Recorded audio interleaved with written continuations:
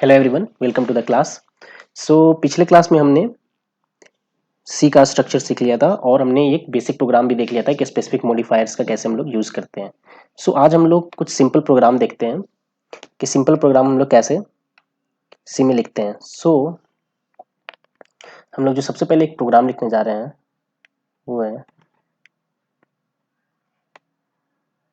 तो अपना एक टास्क डिफाइन करते हैं या फिर प्रॉब्लम जिसको हम लोग बोलते हैं। टास्क है अपना एक। टास्क क्या है?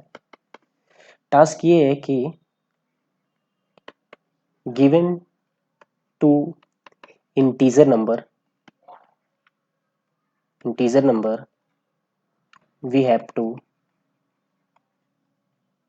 do its addition,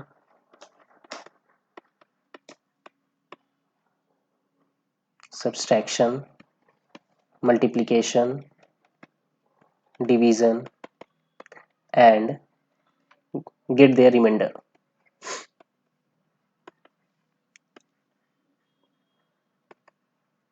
ये सारे ऑपरेशन हम लोग को करने हैं।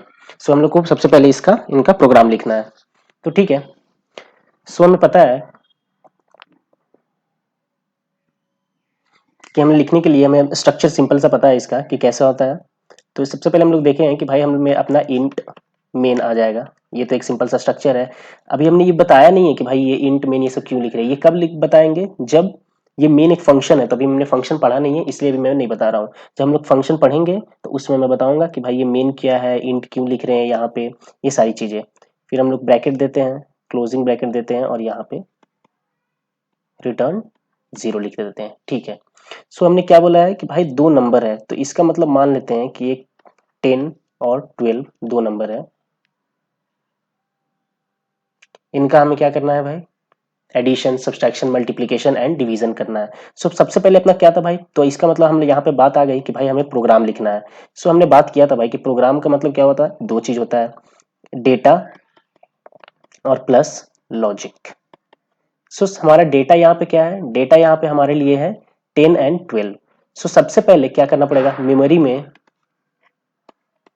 10 और 12 को क्या कराना पड़ेगा? स्टोर कराना पड़ेगा कहीं पे। 10 एंड 12 हमें क्या करना पड़ेगा? मेमोरी में स्टोर कराना पड़ेगा। इसके बाद हमें, जब हमने स्टोर कर लिया डेटा को, इसके बाद हम क्या करेंगे? उस पर लॉजिक लिखेंगे। ठीक है, ठीक है, ठीक है। इसका मतलब आपने बोला है मुझे कि एक प्रोग्राम लिखने के लिए, किस चीज का program? Addition, subtraction, multiplication, division, ये सारे का प्रोग्राम लिखने बोला है। ठीक है, तो प्रोग्राम लिखने से पहले हमें क्या था भाई? Data and plus logic. किस डेटा पे प्रोग्राम लिखना है? सबसे पहले अपना क्वेश्चन होना चाहिए किस डेटा पे प्रोग्राम लिखना है। तो मैंने बोला कि 10 और 12 पे। तो बोला कि ठीक है भाई, तो पहले मैं उनको स्टोर कर लूँ क्या कहीं पे? बोला हाँ ठीक है, स्टोर कर लो। स्टोर करने के लिए मैंने क्या किया कि दो वेरिएबल्स लिए। क्या लेते थे हम लोग स्टोर करने के लिए? वेरिएबल्स। तो किस तरह का वेरिएबल चाहिए? तो आपने पूछा उससे कि भाई किस तरह का डेटा है तुम्हारा? उसने बोला कि भाई इंटीजर टाइप का डेटा है। तो बोला कि ठीक है भाई, तो इंटीजर टाइप का कंटेनर हमको चाहिए होगा।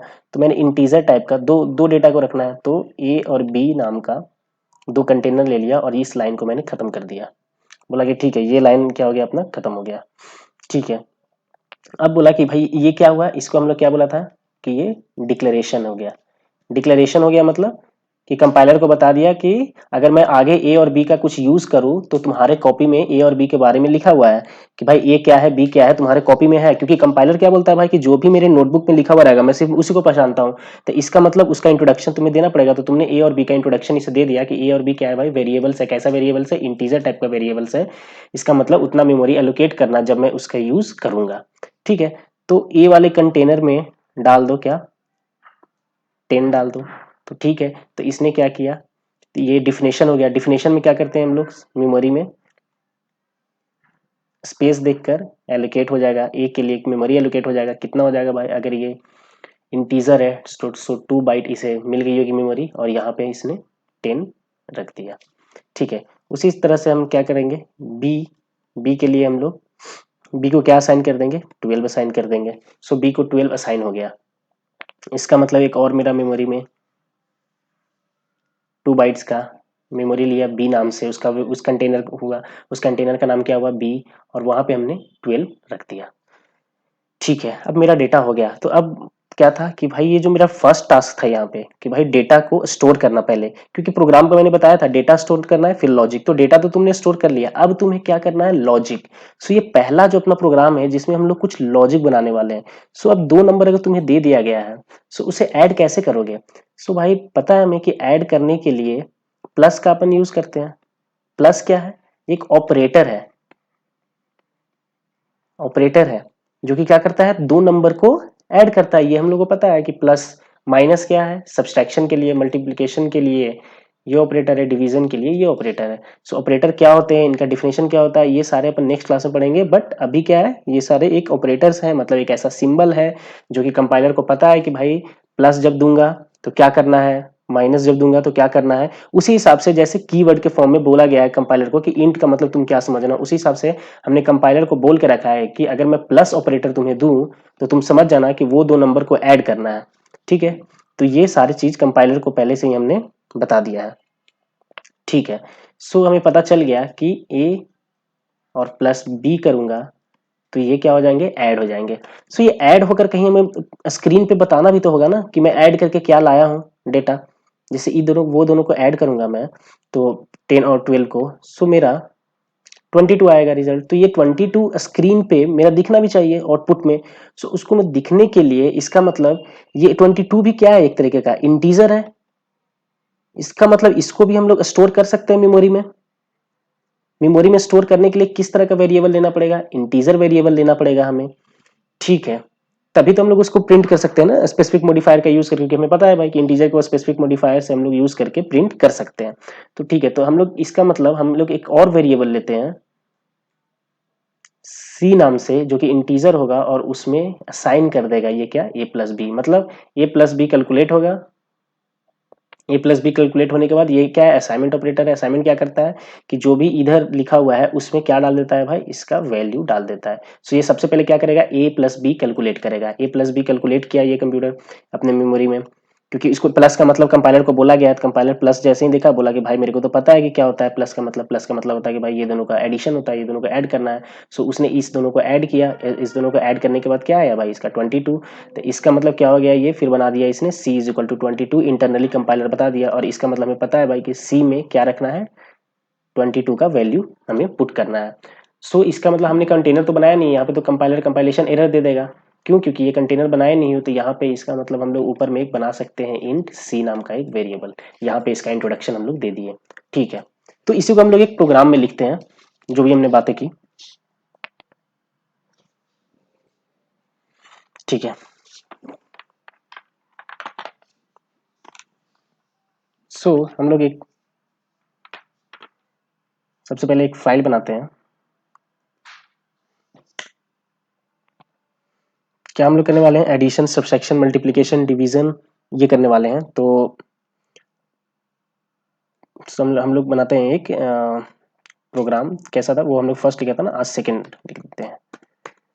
सेकंड प्रोग्राम डॉट सी से हमने एक सेव कर लिया फाइल को। ठीक है, सो सबसे पहले हम लोग का क्या था, हमने क्या बोला था कि हैश इंक्लूड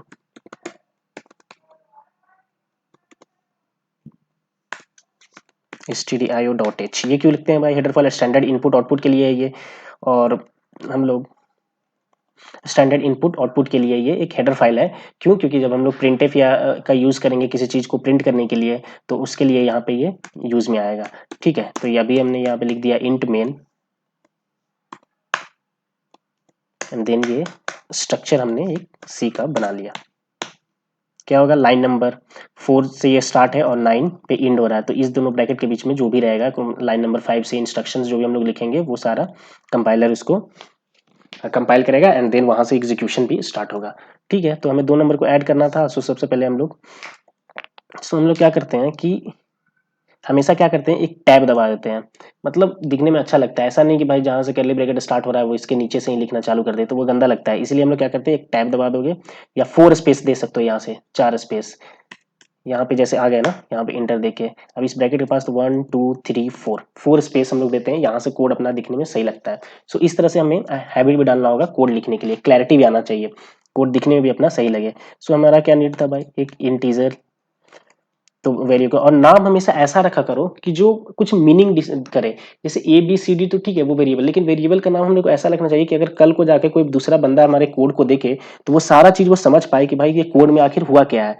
सो इसीलिए हम लोग कुछ वैसा नंबर लिखेंगे। सो ठीक है, 2 नंबर का करना है तो एक नंबर 1 है और नंबर 2 है, तो हम लोग वैसा नाम दे देते हैं num1 मतलब नंबर 1 एंड num2 इसका मतलब नंबर 2। ठीक है, ये हमने 2 वेरिएबल्स बना लिए। अभी इंटीजर टाइप का 2 कंटेनर बन गया। अब इस कंटेनर में 2 वैल्यू डाल देते हैं। num1 में हम लोग डाल देते हैं, मान लो 10 डालते हैं। नंबर 1 में मेरा 10 आ गया। फिर नंबर 2 लेते हैं, नंबर 2 में हम लोग क्या डालते हैं 2। ठीक है, 2 नंबर स्टोर हो गए। इसका मतलब ये दोनों लाइन से हमने क्या कर दिया, डेटा को स्टोर कर दिया। ठीक है, यहाँ पे 2 कंटेनर बना लिए।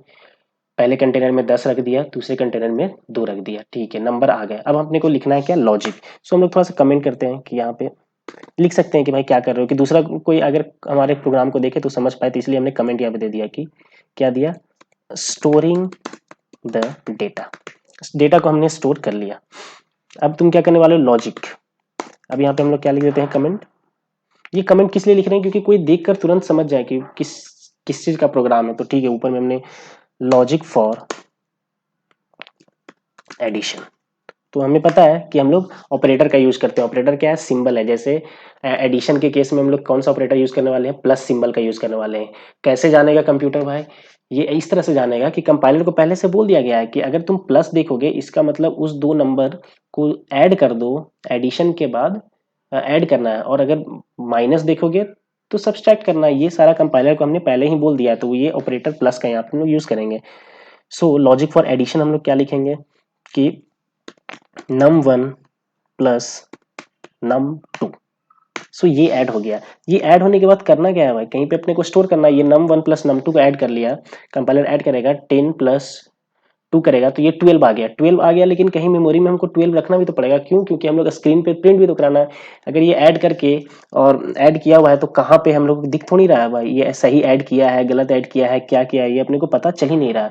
तो इसके लिए हम लोग को कहीं स्टोर करना पड़ेगा। तो मान लेते हैं कि एक वेरिएबल है जिसका हम लोग नाम लेते हैं सम नाम से। तो हम नाम भी वैसा रख रहे हैं जैसे अब सम नाम से कोई भी समझ जाएगा कि ये एडिशन हुआ है। ये सम वेरिएबल के अंदर क्या है, 2 नंबर का ऐड का वैल्यू छुपा हुआ है। तो ठीक है, हम लोग इस तरह से नाम भी लेते हैं। नाम क्लैरिटी आनी चाहिए। यहाँ पे सी लिखते तो क्या चलता नहीं, हाँ सी लिखते तब भी रिजल्ट आता, लेकिन एक नाम ऐसा रखना चाहिए कि जिससे अपना पता चले।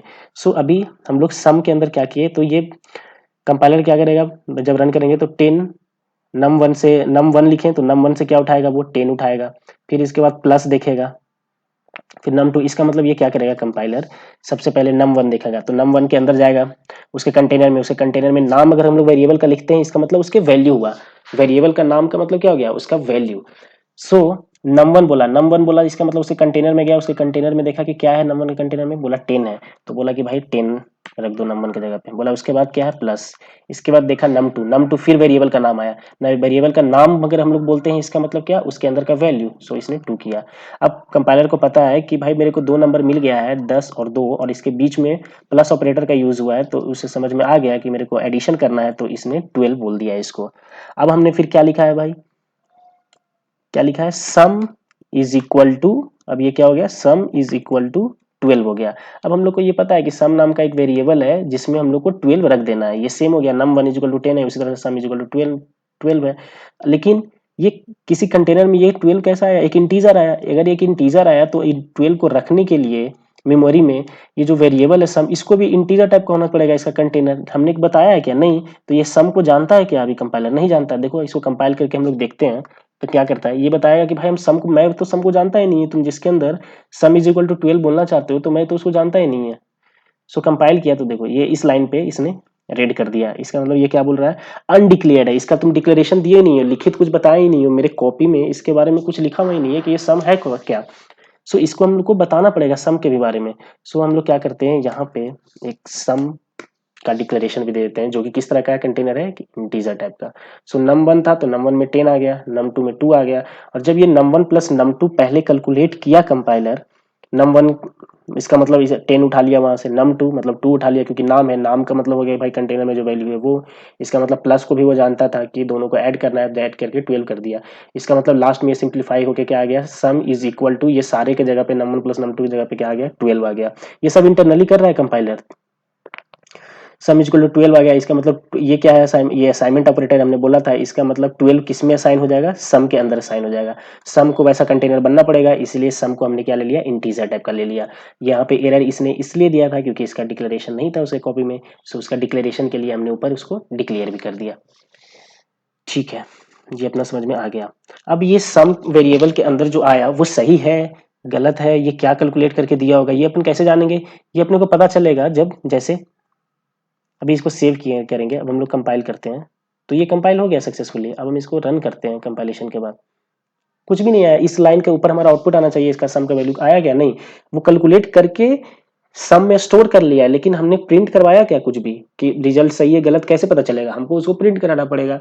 सो हम लोग उसके लिए प्रिंट कराने के लिए क्या यूज करते हैं, प्रिंटफ हमने बताया है। प्रिंटफ कहाँ रहता है, stdio.h में रहता है, उसका हम लोग डायरेक्टली यूज कर सकते हैं। सो हम लोग लिखते हैं प्रिंटफ, इसके अंदर जो भी लिखेंगे वो प्रिंट होगा। सो एडिशन इज, क्या लिखते हैं, एडिशन इज डायरेक्ट लिखे क्या, एडिशन इज क्या, सम क्या है, एक इंटीजर वेरिएबल है, इसलिए उसका स्पेसिफिक मॉडिफायर परसेंटेज डी लिख दिए। और डी लिखने के बाद फिर हम लोग ब्रैकेट से बाहर गए, कॉमा लगाए, परसेंटेज डी बोलेगा कि परसेंटेज डी की जगह पे क्या वैल्यू रखना है, एक इंटीजर हमको चाहिए, तो ब्रैकेट से पहला बार आया है डी, तो पहला वाला वेरिएबल देखेगा, तो वो वेरिएबल क्या है जिसका वैल्यू यहाँ पे रखना है, वो सम है। और यहाँ पे हमने सेमीकोलन दे दिया। तो ये क्या लेगा, एडिशन इज लिख कर बैठा रहेगा, और परसेंटेज डी जैसे ही देखेगा तो बोलेगा परसेंटेज डी की जगह पर हमको क्या वैल्यू रखना है, तो ये जाएगा इसके पास, पहला बार आया परसेंटेज डी तो ये फर्स्ट वाले के पास जाएगा सम। सम के अंदर देखेगा क्या है, सम कंटेनर के अंदर, सम कंटेनर के अंदर 12 है, सो ये क्या करेगा, परसेंटेज डी की जगह पे 12 रख देगा, तो ये क्या हो जाएगा, एडिशन इज 12 प्रिंट हो जाएगा अपना। ठीक है, अब इसको सेव करते हैं एंड देन कंपाइल करते हैं। कुछ भी एक लाइन का भी अगर तुम चेंज करोगे, कुछ भी थोड़ा सा भी चेंज करोगे, तो तुम्हें फिर से कंपाइल करना ही होगा, डायरेक्टली रन नहीं करोगे। अगर डायरेक्टली रन कर लोगे तो जो प्रीवियस जो कंपाइलेशन था उसका ही तुम्हें आउटपुट मिल जाएगा फिर से। इसका मतलब एक लाइन का भी अगर हम लोग कोड में चेंज करते हैं तो हमें दोबारा कंपाइल करना ही होगा। ठीक है, ताकि वो उस लाइन के साथ तुम्हारा एक एग्जीक्यूटेबल फाइल बने। अब हम इसे रन करते हैं, अब देखो आ गया एडिशन इज 12। ठीक है, हमारा ये चल गया, एडिशन हमें करना आ गया। अब उसी तरह से हम क्या करते हैं, लॉजिक लिखते हैं। किसका लॉजिक, डेटा तो पहले से ही स्टोर है, उसी सेम डेटा पे ही हमें डिफरेंट डिफरेंट टास्क करने हैं। सो अब हम लोग क्या करते हैं, सब्सट्रैक्शन करते हैं। सब्सट्रैक्शन, सो हम लोग यहाँ पे लिख सकते हैं, अभी हम लोग किस पे काम करें, डेटा स्टोर हो चुका है अपना, अब सिर्फ लॉजिक की बात हो रहा है। सो लॉजिक फॉर सब्सट्रैक्शन, तो हमें क्या, हमें पता है कि लॉजिक फॉर सब्सट्रैक्शन क्या है, एक कुछ भी वेरिएबल ले सकते हैं ना, ए बी सी डी कुछ भी ले सकते हैं, लेकिन हम लोग एक ऐसा नाम लेते हैं जिससे कोड देखने वाले को पता चले। कोई भी अब ये कोड देखेगा तो समझ जाएगा ना, स्टोरिंग द डेटा। ठीक है, दो डेटा को स्टोर किया है, ये क्या है, लॉजिक फॉर एडिशन। अच्छा, ऐड करने का यहाँ पे लॉजिक इसने लिखा है, फिर इसको प्रिंट कराया है, तो ये कमेंट्स हम लोग बता रहे हैं कि ये नीचे लॉजिक किस चीज का है। और इसके बाद हम लोग क्या कर रहे हैं कि वेरिएबल का नाम भी वैसा ले रहे हैं कि जिससे पता चले कि भाई ये क्या काम कर रहा है। अब जैसे हम लोग को सब्सट्रैक्शन करना है, तो सब्सट्रैक्शन को हम लोग क्या बोलते हैं, डिफरेंस, तो डिफ लिख सकते हैं ना, या डिफरेंस लिखो या सब्सट्रैक्शन लिखो, कुछ भी वेरिएबल का नाम ले लो। सो डिफरेंस ऐसा करके एक वेरिएबल का नाम ले लेते हैं। तो हमें पता है कि num1 अपने को उठाएगा, num1 में से क्या करेगा, माइनस करेगा num2। इसका मतलब num1 मतलब वेरिएबल का नाम, मतलब कंटेनर, num1 क्या है, कंटेनर का नाम है। तो कंटेनर का नाम मतलब जब भी लिखते हैं तो इसका मतलब उसका वैल्यू होता है। यहाँ पे इसका मतलब यहाँ पे क्या हो गया, कमेंट में हम लोग यहाँ पे लिखते हैं कि क्या हुआ होगा, 10 लिया होगा इसने, 10 के बाद माइनस किया होगा, num2 मतलब वेरिएबल का नाम, वेरिएबल का मतलब कंटेनर के अंदर जाएगा और उसका वैल्यू लेके आएगा। इसका मतलब उसके वैल्यू क्या था, उसका 2। अब इसको समझ गया, ये माइनस का मतलब कंपाइलर को पहले से बताया गया है कि इसका मतलब क्या है भाई, डिफरेंस लेना है दोनों का, मतलब सब्सट्रैक्ट करना है। तो ये सब्सट्रैक्ट करके वैल्यू कितना आ जाएगा, 8 आ जाएगा। तो अब ये क्या करेगा, इसको इस तरह से बना लेगा, DIFFERENC, difference is equal to, ये क्या कर देगा 8। ऐसा तरह क्वेश्चन हो गया। इसका मतलब 8 को अब क्या करना है, असाइनमेंट ऑपरेटर है। इसका मतलब असाइनमेंट ऑपरेटर का मतलब क्या हुआ, जो भी जो कांस्टेंट वैल्यू है उसको इधर वाले वेरिएबल्स, डिफरेंस वाले वेरिएबल के अंदर स्टोर कर दो। जैसे ये था num1 इज इक्वल टू 10, इसका मतलब ये कांस्टेंट है। सो 10 को किस में स्टोर कर दो, num1 वाले कंटेनर में।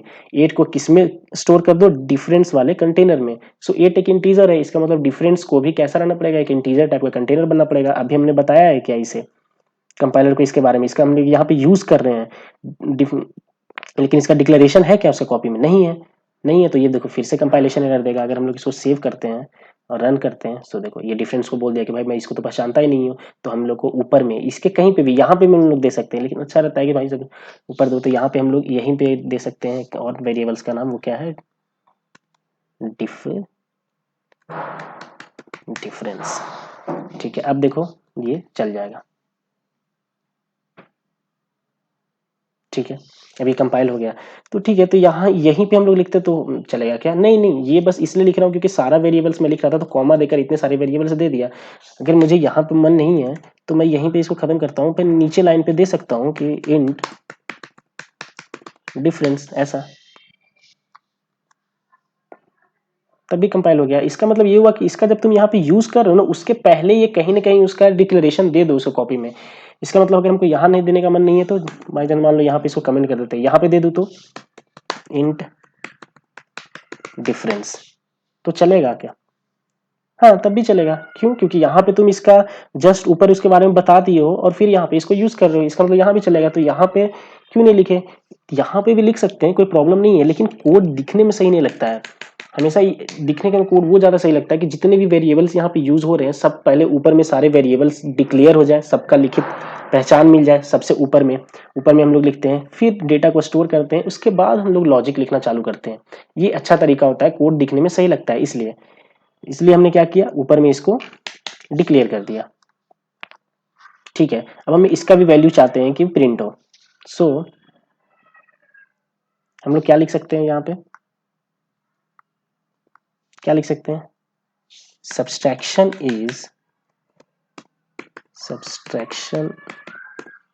इज क्या, वो भी एक इंटीजर है, लेकिन किस वेरिएबल को प्रिंट कराना है, हम लोग को डिफरेंस नाम के एक वेरिएबल को प्रिंट कराना है, डिफरेंस नाम के एक वेरिएबल को प्रिंट कराना है। तो ठीक है, अभी देखते हैं। अभी देखो ये लाइन थोड़ा सा ये अटपटा लग रहा है ना, ये सब एक ही लाइन पे हो तो सही है। देखो अभी ये सारे एक ही लाइंस पे हैं तो ये अच्छा लग रहा है, 4 वाइट स्पेस पे है ये। ठीक है, अब मैं इसे कंपाइल करता हूँ, कंपाइल हो गया। अब मैं इसे रन करता हूँ। ठीक है, एडिशन इज 12, सब्सट्रैक्शन इज 8, लेकिन ये सही नहीं लग रहा। मैं चाहता हूँ कि एडिशन इज 12 फिर दूसरे लाइन में सब्सट्रैक्शन इज 8 आए। तो उसके लिए मैंने बताया था क्या यूज करेंगे, /n यूज करेंगे। ठीक है, एडिशन के बाद मैं चाहता हूँ कि जैसे ही एडिशन प्रिंट कर दे उसके बाद एक लाइन छूट जाए, तो मैं क्या करूँगा, /n दे दिया। तो ये क्या करेगा, एक नया लाइन आ जाएगा। तो सब्सट्रैक्शन का जो डिफरेंस का है वो क्या होगा, नए लाइन पे होगा। देख लेते हैं, कंपाइल हो गया। ठीक है, एडिशन इज 12, सब्सट्रैक्शन इज 8, ये आ गया। ठीक है, और अपने को क्या करना था, मल्टीप्लाई करना था। सो अभी हम लोग क्या लिख सकते हैं, अब समझ गए होगे तुम लोग। अब क्या लिख सकते हैं, लॉजिक फॉर मल्टीप्लिकेशन।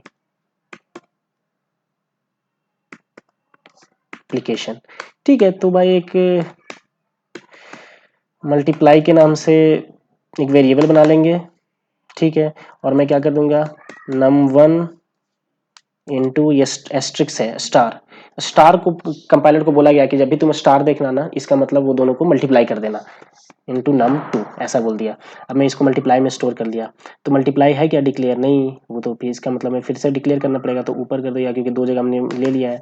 तो यहाँ पे मल्टीप्लाई नाम का एक वेरिएबल बना लिया।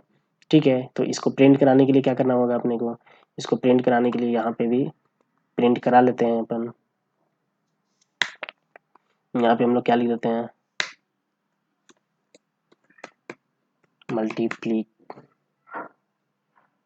मल्टीप्लीकेशन इज, वो भी एक इंटीजर होगा, दोनों को, दो इंटीजर को हम लोग मल्टीप्लाई करेंगे तो वो भी तो एक इंटीजर ही आएगा ना। तो यहाँ पे लिख लेते हैं मल्टीप्लाई। ठीक है, अब यहाँ पे सेम हम लोग क्या कर सकते हैं, डिवीजन कर सकते हैं। सो यहाँ पे लिख सकते हो हम लोग क्या क्या लिख सकते हो, लॉजिक फॉर डिवीजन। और हम लोग क्या कर सकते हैं, डिवाइड के लिए div नाम का एक वेरिएबल ले लेते हैं। फिर क्या करते हैं, num1 डिवाइडेड बाय num2, ये डिवीजन का ऑपरेटर है। ठीक है। और फिर इसको मैं चाहता हूँ कि ये प्रिंट हो जाए, इसके लिए मैं क्या किया, इसके बाद मैं लिखा प्रिंट एफ, क्या लिखूँ यहाँ पे, डिवीजन इज, वो भी एक डिवीजन, दो इंटीजर का करेंगे तो डिवीजन इज, अभी हमारा 10 और 2 है तो हम लोग अभी इंटीजर में ही स्टोर कर लेते हैं। सो यहाँ पे हमने ले लेते हैं क्या, div नाम का एक वेरिएबल ले लेते हैं और div, और यहाँ पे प्रिंट ये हो जाएगा। ठीक है, मैं इसको सेव करता हूँ और कंपाइल करता हूँ एंड रन करते हैं। ठीक है, एडिशन इज 12 आ गया, सब्सट्रैक्शन आ गया, मल्टीप्लिकेशन आ गया, डिवीजन आ गया, बट ये सारे फिर से एक लाइन में आ गए। क्यों आ गए, क्योंकि हमने कहीं पे स्लैश इन दिया नहीं, तो हमारे सारे प्रिंट्स के बाद स्लैश इन देते हैं, यहाँ पे भी स्लैश इन देते हैं, यहाँ पे भी। सो अब देखते हैं, कंपाइल हो गया, देन रन। ठीक है, addition, subtraction, multiplication and division सारी चीज हो गया। अभी मैं चाहता हूं कि 10 और 12 जो हमने किया, अब मैं इसका चाहता हूं कि वो रिमाइंडर आए। सो उसके लिए हम लोग क्या ऑपरेटर का यूज करते हैं, जैसे मैं क्या बोलना चाह रहा हूं, ठीक है। सो अभी हमने क्या लिया था, num1 लिया था जिसमें हमने 10 रखा था, एंड एक num2 नाम का एक वेरिएबल लिया था जिसमें 2 रखा था। सो ये कैसे थे, मेमोरी में ऐसे स्टोर थे 10 एंड 2। फिर हम लोग डिफरेंट डिफरेंट वेरिएबल्स लेते गए, जैसे सम नाम का एक वेरिएबल ले लिया, ठीक है, ये दोनों का सम करके यहाँ पे स्टोर कर दिया। फिर मल्टीप्लाई नाम का एक वेरिएबल ले लिया, डिवाइड नाम का ले लिया, और सारे को स्टोर कर दिया, और सारे को प्रिंट करने के लिए सारे एक वेरिएबल्स थे। कैसे वेरिएबल्स थे, इंटीजर टाइप के, इसलिए परसेंटेज डी स्पेसिफिक मॉडिफायर का हमने यूज कर लिया। ठीक है, अभी अपने को क्या चाहिए कि डिवीजन तक तो कर लिया, अब मैं चाहता हूं कि जब 10 को जब हम लोग 2 से डिवाइड करते हैं, मतलब num1 और ये हो गया num2, सो अगर डिवाइड करें तो क्या हो जाएगा, 2 5 10, तो यहाँ पे रिमाइंडर अपना कितना आया भाई, 0। सो मैं चाहता हूँ कि अगर मैं डिवाइड करूँ 10 को 2 से, तो मैं चाहता हूँ कि उसका रिमाइंडर कितना आएगा, मैं वो चाहता हूँ। जैसे जिस तरह से plus minus multiplication and division किया, उसी तरह से मैं चाहता हूँ कि 10 और 2 को जब डिवाइड करें तो उसका रिमाइंडर आए, उसको कैसे हम लोग लाएंगे। तो उसके लिए भी एक ऑपरेटर है जिसको हम लोग बोलते हैं मॉडुलस, मॉडुलस ऑपरेटर। वो कैसा दिखता है, जैसे प्लस ऐसा दिखता है, माइनस ऐसा दिखता है, उस तरह से ये कैसा दिखता है, परसेंटेज। ये ऑपरेटर की हेल्प से हम लोग उसका रिमाइंडर ला सकते हैं। इसका मतलब हमें क्या लिखना पड़ेगा, num1 मॉडुलस num2। तो इसका मतलब ये क्या कैलकुलेट करके देगा अपने को, रिमाइंडर। वो देखेगा num1 वेरिएबल का नाम है, तो num1 के अंदर जाएगा, वो देखेगा कि num1 के अंदर क्या स्टोर है भाई, 10, तो यहाँ पे ये क्या देगा 10 मॉडुलस। फिर num2 के अंदर जाएगा तो num2 के अंदर क्या स्टोर है भाई, 2, तो ये कर लेगा। और इसका मतलब कंपाइलर को बोला गया है कि क्या करो भाई, 10 को डिवाइड करो 2 से, और उसके बाद जो रिमाइंडर आता है वो दे देना मेरे को। तो ये 10 से जब 2 को डिवाइड किया तो रिमाइंडर आया 0। सो हमें पता है कि अब इसको कहाँ स्टोर करना होगा, किसी वेरिएबल्स में। तो हम लोग रिमाइंडर नाम का एक वेरिएबल ले लेंगे, किस टाइप का, इंटीजर टाइप का, उसका डिक्लेरेशन दे देंगे और उसमें हम लोग स्टोर कर लेंगे। और ये भी है तो इसलिए फिर परसेंटेज डी से इसको हम लोग प्रिंट कर देंगे। ठीक है, सो मॉड ऑपरेटर के बारे में फिर हम लोग क्या कर सकते हैं, क्या कर सकते हैं मॉड ऑपरेटर के बारे में। सो हम लोग थोड़ा लिख लेते हैं मॉड, ये परसेंटेज इसका क्या है भाई, सिंबल है। ठीक है, सो हम लोग फर्स्ट पॉइंट इसके बारे में क्या लिख सकते हैं, it is used to get the reminder. किस लिए यूज होता है, रिमाइंडर पता करने के लिए। ठीक है, ये किसके लिए वैलिड है, it is only valid for integer data type. मतलब कि जो हम लोग num1 और num2 लेंगे, अगर वो इंटीजर होगा, num1 और num2 अगर दोनों इंटीजर हैं, तभी ये हम लोग मॉड का यूज कर सकते हैं। फ्लोटिंग पॉइंट अगर हम लोग यूज किए तब वो नहीं होगा। जैसे हम लोग ले लिए num1 एक फ्लोट टाइप का वेरिएबल इज इक्वल टू 10.5, और num2 भी हम लोग फ्लोटिंग या फिर इंटीजर कुछ भी, कोई एक भी अगर फ्लोटिंग पॉइंट हुआ 2.2, और फिर हम लोग यूज करते हैं num1 mod num2, तो क्या करेगा वो कंपाइलर कंपाइलेशन एरर देगा, क्योंकि उसको बताया गया है कि इसका मतलब रिमाइंडर देना, लेकिन किसका देना, जब इस साइड वाला num1 और इस साइड वाला ये दोनों जो वैल्यू है वो कैसा हो, इंटीजर हो। ठीक है, it is only valid for integer data type. ठीक है, ये भी अपने को समझ में आ गया। ठीक है, ठीक है, सो हम लोग देख लेते हैं चला कर। सो अभी हम लोग क्या करना है, मॉडुलस निकालना है, मॉड रिमाइंडर के लिए। सो हम लोग लिख सकते हैं यहाँ पे क्या, logic for getting the remainder. So हम लोग क्या किए, REM मतलब रिमाइंडर के नाम से एक वेरिएबल बना लिए, फिर हमने कर दिया num1 परसेंटेज हम लोग देंगे, ठीक है, परसेंटेज num2 जो कि मॉड ऑपरेटर है, ये क्या क्या रिप्लेस किया और इसको किस में रख दिया, इसमें रेम में रख दिया। सो रेम को अपने को क्या करना पड़ेगा, डिक्लेयर करना पड़ेगा। सो हम लोग यहाँ पे रेम को भी डिक्लेयर कर लेते हैं। रिमाइंडर को डिक्लेयर कर दिया है कि वो इंटीजर टाइप का है और इसको प्रिंट कराना है अगर अपने को, सो हम लोग प्रिंटफ यूज कर लेंगे इजिली। क्या किए हम लोग,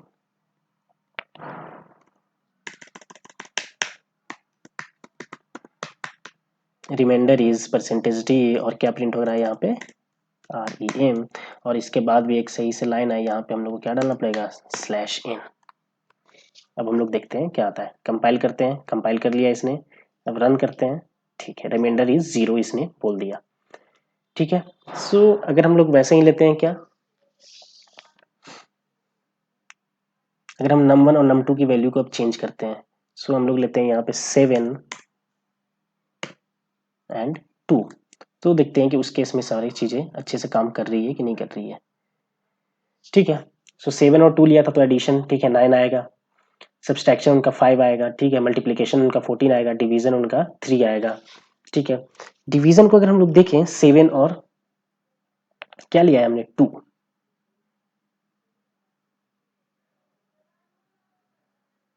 सो जो हम लोग नंबर लिए थे वो क्या लिए हैं,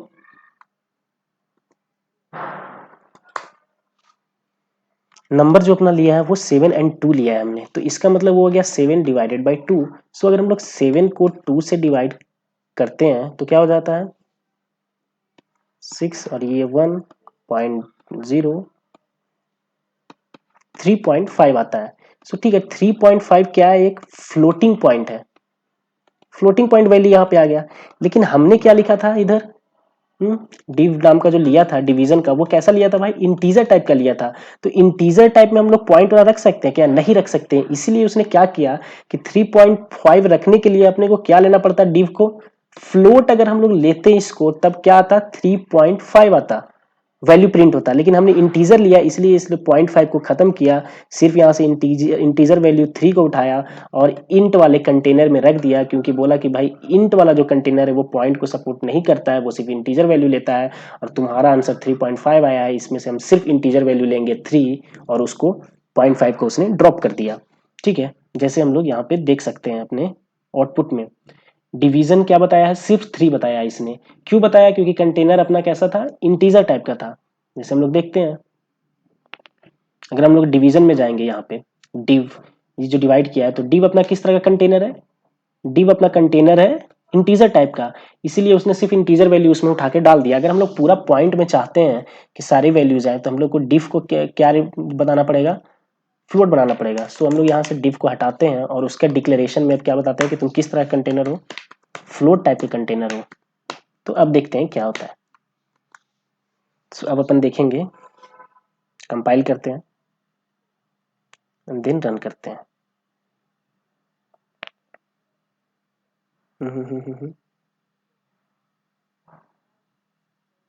ठीक है, num1 हमने क्या लिया है, सेम 2। ठीक है, ठीक है, अच्छा ये दोनों अपना क्या है, ओके ओके।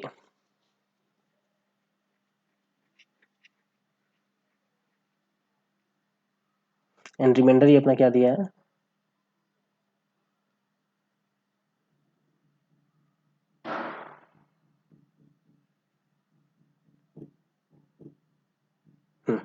ठीक है, ये अपना कोड हो गया। तो रिमाइंडर ऑफ 7 और 2 को करेंगे तो क्या करेगा, रिमाइंडर 1 आएगा। क्यों, क्योंकि 7 और 2 को डिवाइड करो तो रिमाइंडर उस केस में क्या आता है 1, सो रिमाइंडर अपना 1 आया है। यहाँ पे डिव को हमने क्या लिया है भाई, डिव को ले लिया है हमने फ्लोटिंग पॉइंट, फ्लोट टाइप का, ठीक है, यहाँ पे डिव है ना, हाँ ठीक है। यहाँ पे हमने क्या यूज कर लिया है, परसेंटेज डी, सो अपने को क्या यूज करना पड़ेगा, परसेंटेज एफ। सो अब देखोगे, सो 3.00 आ रहा है अभी,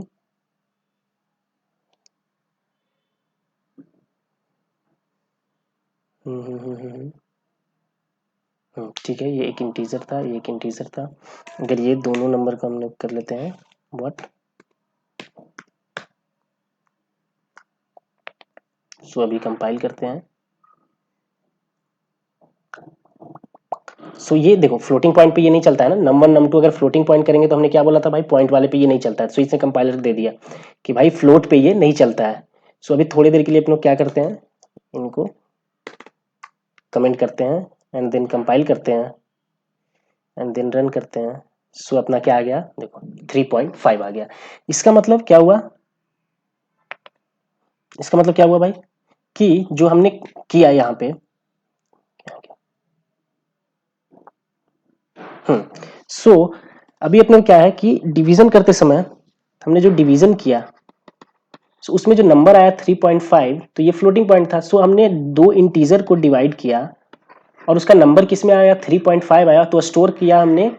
फिर से अगर फ्लोटिंग पॉइंट का कंटेनर दे देंगे तो वो क्या करे किया इसमें स्टोर, सिर्फ 3.5 स्टोर करना चाहिए था। लेकिन ये बोलता है कि भाई अगर मैं डिवाइड करने वाला हूं, सिर्फ अगर डिवाइड करने वाला हूं, तो num1 और num2 दोनों मेरा फ्लोटिंग पॉइंट चाहिए। num1 और num2 अगर दोनों फ्लोटिंग पॉइंट अगर तुम देखो, बाई चांस मानते हैं कि ये 7 ही है, लेकिन इसको 7.0 लिखोगे और 7.0 पॉइंट लगाना, तो इसको कैसा डिक्लेयर करना पड़ेगा, फ्लोट करना पड़ेगा। और इसको अगर 2 है तो 2.0 लिखना पड़ेगा। इसका मतलब num2 को कैसा डिक्लेयर करना पड़ेगा, फ्लोट करना पड़ेगा। तभी ये जो दोनों का डिवीजन अगर 3.5 आता है, तभी मैं 3.5 दूंगा वापस। और 3.25 को अगर तुम्हें वापस लेना है तो तुम्हारा कैच करने वाला वेरिएबल भी क्या होना चाहिए, फ्लोट होना चाहिए। बात समझ में आई। पहले हम लोग क्या कर रहे थे, देखो हमने कैच करने का वेरिएबल भी क्या किया यहाँ पे, अगर हम लोग देखें यहाँ पे डिवीजन के लिए, तो num1 एंड num2, अब हमने डिवीजन को पहले इंटीजर लिया था तो दोनों को डिवाइड करके उसने क्या दिया, जो दिया वो स्टोर किया इंटीजर के फॉर्म में। हमने क्या किया, डिवीजन को फ्लोट कर दिया था, बट num1 एंड num2 को हम लोग इंटीजर ही छोड़ते हैं। ठीक है, num1 और num2 मेरा क्या है, इंटीजर ही है। तब क्या करता है, देखो ये कंपाइल किया और रन किया, तो 3 पॉइंट में स्टोर किया, लेकिन 3.00 ही रखा उसने, 3.5 नहीं किया। क्यों नहीं किया, क्योंकि बोला कि भाई num1 और num2 तुम्हारा इंटीजर था, इसीलिए हम दोनों को डिवाइड करके 3.5 नहीं दे रहे हैं, हम दे ही कितना रहे हैं तुमको, 3 दे रहे हैं। तो तुम जो स्टोर कर रहे हो अगर वो फ्लोट है तो हम 3.00 स्टोर कर देंगे। कहने का मतलब क्या है, यहाँ पे थोड़ा समझते हैं। कहने का मतलब ये है कि अगर तुम्हारा इंटीजर था num1 और num2 भी अगर तुम्हारा इंटीजर था, ठीक है, तो ये बोला कि अगर मैं दोनों को डिवाइड करता हूं, तो ये दो इंटीजर को मैं डिवाइड कर रहा हूं, तुम्हारा आंसर 3.5 आएगा, लेकिन 7 डिवाइडेड बाई 2 यही क्या कर रहा है, कंपाइलर कैलकुलेट कर रहा है, 3 कैलकुलेट कर रहा है सिर्फ 3.5 की जगह पे। क्यों, क्योंकि बोला कि ये भी इंटीजर है, इसलिए ये भी इंटीजर है, तो मैं दोनों को डिवाइड करके भी एक इंटीजर वैल्यू ही सिर्फ दूंगा 3। अब तुम अगर 3 को स्टोर कराना चाहते हो किसी वेरिएबल में असाइनमेंट के थ्रू, तो इधर वाला वेरिएबल तुम अगर इंटीजर लोगे तो उसके अंदर अगर मान लेते हैं कि भाई div नाम का तुम लेते हो और उसको अगर इंटीजर लेते हो, तो div में मैं सिर्फ 3 रखूंगा। लेकिन अगर तुम div को फ्लोट लेते हो, तब मैं तो रिटर्न किया हूँ 3, लेकिन फ्लोट के कारण यहाँ पे 3.0 स्टोर हो जाएगा। लेकिन अगर तुम चाहते हो कि मैं ये कैलकुलेट करके ही तुम्हें 3.5 दूं, तो ये भी फ्लोट होना चाहिए, ये भी फ्लोट होना चाहिए। इसका मतलब इंट नहीं, ये फ्लोट करो और ये भी क्या करो, फ्लोट करो। तो इसीलिए हमने क्या किया फिर यहाँ पे अपने कोड में क्या चेंजेस किए, हमने num1 और num2 जो ये लिए थे, ये दोनों को हमने क्या कर दिया था, फ्लोट कर दिया। जैसे ही फ्लोट किया तो ये 3.5 आंसर देने लगा डिवीजन, और 3.5 को हमने स्टोर भी कर लिया। ठीक है, समझ में आ गया। और उस केस में क्या नहीं चला जब हम इनको फ्लोट किए थे, तो रिमाइंडर वाला नहीं चला। क्यों? क्योंकि मैंने बताया था कि ये सिर्फ किसके लिए वैलिड है, इंटीजर डेटा टाइप के लिए वैलिड है। समझ में आ गया, इसलिए हमने यहाँ पे इसको कमेंट कर दिया क्योंकि वो एरर दे रहा था। ठीक है, सो हमने बहुत सारे ऑपरेटर्स आज सीख लिए। क्या? एडिशन, सब्सट्रैक्शन, मल्टीप्लिकेशन, डिवीजन, ये सारे ऑपरेटर आज हमने सीख लिए हैं। ठीक है,